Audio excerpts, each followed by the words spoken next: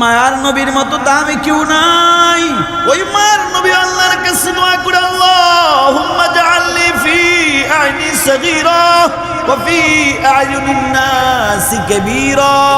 ও রব্বি কারীম, আপনি আমারে আমার চোখে ছোট বানায়া দেন, আর মানুষের নজরে আমার মর্তবা বাড়ায়া দেন।